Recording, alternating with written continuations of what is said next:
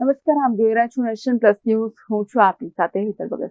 સુરતની લાજપોર જેલમાં દુષ્કર્મ અને અન્ય ગુનાઓ હેઠળ સજા કાપી રહેલા નારાયણ સાંઈને આજે કડક પોલીસ બંદોબસ્ત વચ્ચે મેડિકલ ચેકઅપ માટે હોસ્પિટલ ખસેડવામાં આવ્યો હતો. સુરતની લાજપોર જેલમાં દુષ્કર્મ અને અન્ય ગુનાઓ હેઠળ સજા કાપી રહેલા નારાયણ સાંઈને આજે કડક પોલીસ બંદોબસ્ત વચ્ચે મેડિકલ ચેકઅપ માટે હોસ્પિટલ ખસેડવામાં આવ્યો હતો.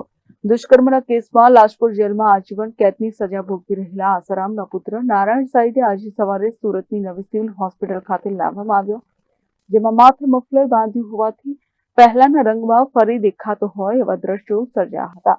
જેલ પ્રશાસન દ્વારા તેને રૂટીન હેલ્થ ચેકઅપ માટે હોસ્પિટલ લાવવામાં આવ્યું હોવાનું જાણવા મળ્યું છે.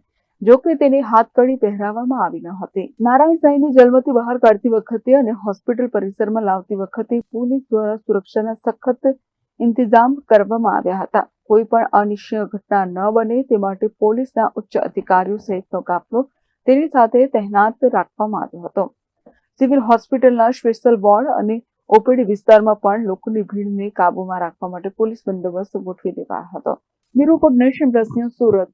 સમાચારોના સતત અપડેટ મેળવવા માટે અમારી નેશન પ્લસ ન્યૂઝની યુટ્યુબ ચેનલને સબસ્ક્રાઇબ કરો, બેલ આઇકન દબાવો અને જોડાયેલા રહો ફેસબુક, ઇન્સ્ટાગ્રામ અને ટ્વિટર પર.